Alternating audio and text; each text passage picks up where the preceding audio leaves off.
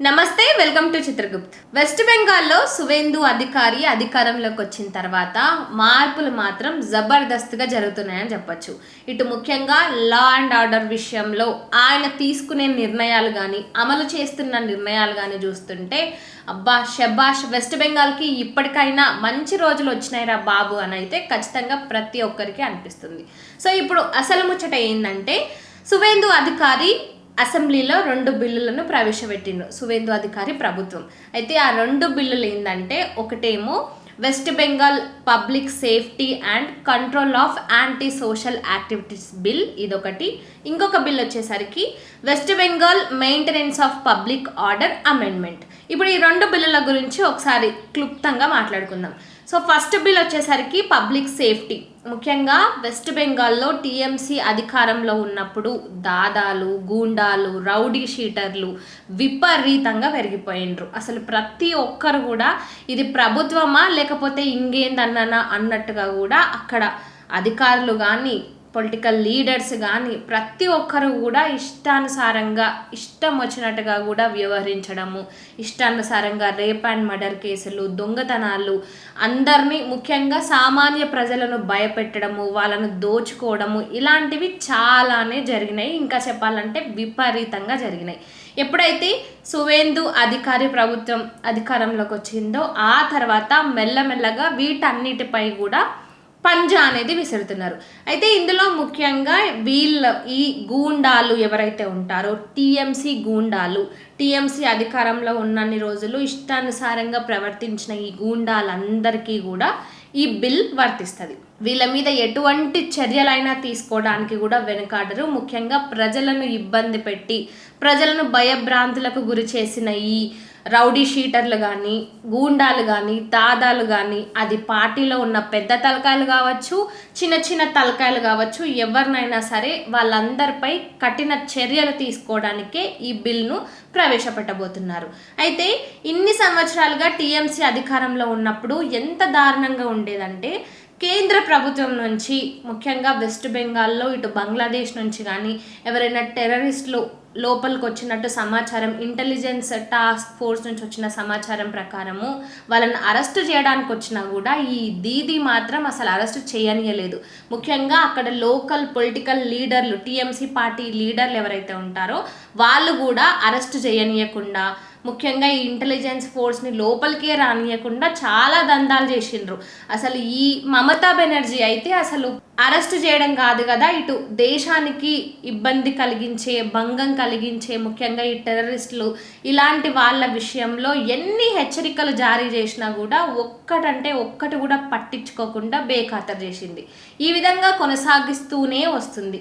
ఇక ఇప్పుడు వీటన్నిటికీ కూడా చెక్ పెట్టడానికి ఈ బిల్ అనేది అమల్లోకి తీసుకురాబోతున్నారు. ఈ బిల్లు ద్వారా ఎవరికి నష్టం అంటే, టీఎంసీ పార్టీలో ఇష్టానుసారంగా గూండాలు దాదాలు వీళ్ళు ఎవరైతే ఇష్టానుసారంగా చెలరేగిపోయి ప్రజల్ని ఇబ్బంది పెట్టి భయభ్రాంతులకు గురి చేసి అక్రమంగా ఆస్తులను దోచుకొని ఉన్నారో వాళ్ళందరికీ కూడా ఈ బిల్లు వర్తిస్తుంది. ఇక సెకండ్ బిల్ వచ్చేసరికి, నార్మల్గా వెస్ట్ బెంగాల్లో నిరసనలు తెలపడం అనేది ఈ కల్చర్ బాగా పెరిగిపోయింది. ఎవరు ఒక నిరసన తెలుపుతున్నా సరే వాళ్ళందరికీ ప్రతి ఒక్కరు కూడా మద్దతు ఇవ్వాలనే ఒక చెత్త రూల్ కూడా అక్కడ ఎవరైతే ఈ నిరసనలు చేస్తూ ఉంటారో వాళ్ళని చాలా బలవంతం చేస్తుంటారు. ఒకవేళ ఎవరైనా ఈ నిరసనలు తెలుపకుండా వీళ్ళకు మద్దతు ఇవ్వకుండా ఉంటే వాళ్ళ ఇళ్లను, వాళ్ళ షాప్లను వీటన్నిటిని ధ్వంసం చేయడము ఇలాంటివి బాగా చేస్తుంటారు. ఎక్కడ తిరిగి వెస్ట్ బెంగాల్లో అల్లర్లు సృష్టించడము, ప్రజలను ఇబ్బంది పెట్టడము, ఏదో ఒకటి ఇలాంటివి ఎప్పుడు జరుగుతూనే ఉంటూ వస్తుంటాయి. ఇక దీనికి సపోర్ట్ చేయకుండానేమో వాళ్ళకి ఆస్తుల నష్టము, అదేవిధంగా ప్రాణ నష్టం కూడా ఉంటుంది. సో దీనికి చెక్ పెట్టడానికి ఈ సెకండ్ బిల్ ఉపయోగపడుతుంది. ఎట్లా అంటే, ఈ నిరసనలుకి ఎవరైతే నిరసన చేయడానికి పిలుస్తుంటారో వాళ్ళ నుంచి వాళ్ళ ఆస్తులు ఏవైతే ఉంటాయో ఆ ఆస్తులను జప్తు చేయడము, ఈ నిరసనల వల్ల ఎవరైతే నష్టపోతున్నారో ఆ నష్టపరిహారంగా వీళ్ళ ఆస్తుల నుంచి వాళ్లకు ట్రాన్స్ఫర్ చేయడము. అంటే ఇది నిజంగా చాలా కరెక్ట్ అయిన బిల్ అని చెప్పాలి. ఎందుకంటే అన్నం పుణ్యం తెలియని సామాన్య ప్రజలు కూడా ఈ నిరసనల వల్ల ఇబ్బంది పడడమే కాకుండా ఆస్తులను ప్రాణాలను కూడా కోల్పోతూ ఉంటారు. ఈ బిల్ అమలైతే మాత్రం దీనికి ఖచ్చితంగా చెక్ పెట్టొచ్చు. వాళ్ళ ఆస్తులు ఒకవేళ నష్టం జరిగినా కూడా నిరసనలు చేసేవారు ఎవరైతే ఉంటారో వాళ్ళ ఆస్తులను గుంజుకొని వీళ్ళకి ఇవ్వడం అనేది నిజంగా కరెక్ట్ విషయం. ఇక ఈ 2 బిల్లులు ముఖ్యంగా ఎవరికి వర్తిస్తాయంటే ఈ టీఎంసీ గూండాలు ఎవరైతే ఉంటారో వాళ్ళకే వర్తిస్తుంది. ఎందుకంటే కేంద్రం నుంచి ఎన్ని హెచ్చరికలు వచ్చినా ఎన్ని జాగ్రత్తలు చెప్పినా ఒక్కటంటే ఒక్కటి కూడా పట్టించుకోకుండా మేము ఇప్పుడు టీఎంసీ పార్టీ నాయకులము, టీఎంసీ పార్టీ లీడర్లము, మేము ఏం చేసినా నడుస్తుంది, మేము చేసిందే జల్లుతుంది, మీరు కూసోవాలంటే కూసోవాలి, లేవాలంటే లేవాలంటూ ప్రజలను ముప్పు తిప్పలు పెట్టిన అందరినీ కూడా ఇప్పుడు ఒక్కొక్కరిగా బయటికి తీసి వాళ్ళను బొక్కలో వేస్తారు. ఈ బొక్కలో వేసే ప్రాసెస్లో ఇందులో మమతా బెనర్జీ ఉండొచ్చు, మమతా బెనర్జీ మేనలుడు అభిషేక్ బెనర్జీ ఉండొచ్చు, ఇంకా మిగతా ఎవరైనా ఉండొచ్చు. మొత్తం టీఎంసీ పార్టీలో ఉన్న చోట నాయకుల నుంచి మొదలు పెడితే బడా నాయకుల వరకు కూడా ఈ రూల్ ఖచ్చితంగా వాళ్ళకి అప్లికబుల్ అవుతుంది, ఎవరైతే గూండాయిజం బాగా చేసిండ్రో. ఇంకొక విషయం, ఎప్పుడైతే ఆర్జికర్ హాస్పిటల్ ఇన్సిడెంట్ వెస్ట్ బెంగాల్లో జరిగిందో అప్పుడు మమతా బెనర్జీ, మాజీ ముఖ్యమంత్రి మమతా బెనర్జీ మాట్లాడిన మాట, అమ్మాయిలు రాత్రులు బయటికి రావద్దు, అది రావద్దు, ఇది రావద్దు అని ఒక ముఖ్యమంత్రిగా అప్పుడు చెలామణి అయిన ఆమె ఈ విధంగా మాట్లాడింది. ఈ జరిగిన ఎన్నికల సమయంలో కూడా ఈ ఆర్జికర్ హాస్పిటల్ బాధితురాలు ఎవరైతే ఉన్నారో వాళ్ళ తల్లి రత్న దేబ్నాథ్ బీజేపీ పార్టీ తరపున అక్కడ పోటీ చేయడం కూడా జరిగింది. ఆమె గెలవక ముందుకే మమతా బెనర్జీకి ఒక సవాల్ విసిరింది. ఏమని, నేను గాని గెలిస్తే నా కూతురికి ఎవరైతే అన్యాయం చేసిరో వాళ్ళందరి అంతు తేలుస్తా, ముఖ్యంగా మమతా బెనర్జీని జుట్టు పట్టుకొని లాగి ఈడ్చి మరి సమాధానం చెప్తా అంటూ కూడా ఆమె అప్పట్లో సవాల్ చేసింది.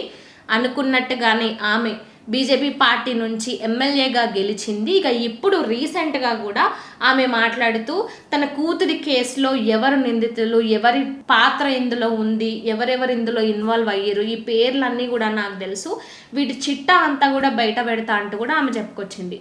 సో ఇప్పుడు చూస్తున్న ఈ 2 బిల్లులు కానీ లేదంటే రత్న దేబ్నాథ్ ఎవరైతే ఆర్జికర్ హాస్పిటల్ బాధితురాలి తల్లి ఎమ్మెల్యే ఉందో ఆమె ఇస్తున్న సవాల్ ఇవన్నీ చూసినట్లయితే ఖచ్చితంగా మమతా బెనర్జీని లోపలేసే రోజులు దగ్గరకు వచ్చినట్టే కనిపిస్తుంది. ఎందుకంటే టీఎంసీ అంత దారుణంగా చెలామణి కావడానికి, వెస్ట్ బెంగాల్ని ఒక రాష్ట్రంలో ఇంత ఇల్లీగల్ మాఫియా కానీ, ఇటు మైనింగ్ కానీ, ప్రతి ఒక్కటి ప్రజలను ఇబ్బంది పెట్టడం కానీ, అక్రమ ఆస్తుల విషయంలో కానీ, ప్రజలను ముప్పు తిప్పలు పెట్టే విషయంలో వీటన్నిటికీ రెక్కలిచ్చింది ఎవరంటే మమతా బెనర్జీని.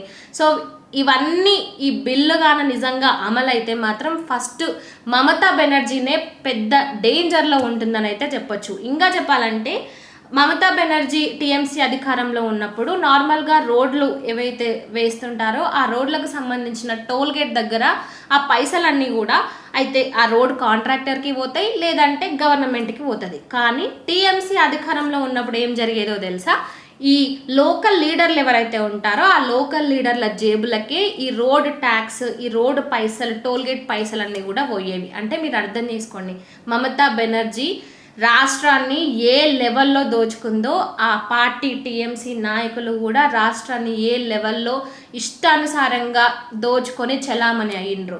సో ఈ 2 బిల్లులు అయితే ముఖ్యంగా వెస్ట్ బెంగాల్ ప్రజల సేఫ్టీకి, అదేవిధంగా ఈ నిరసనలు తెలుపుతూ ఎప్పుడు అల్లర్లు సృష్టించే ఒక బ్యాచ్, గూండాయిజం బ్యాచ్ ఉంటుంది కదా, ఆ బ్యాచ్కి చెక్ పెట్టడానికి, వెస్ట్ బెంగాల్ ప్రజలను సురక్షితంగా ఉంచడానికే ఈ 2 బిల్లులు.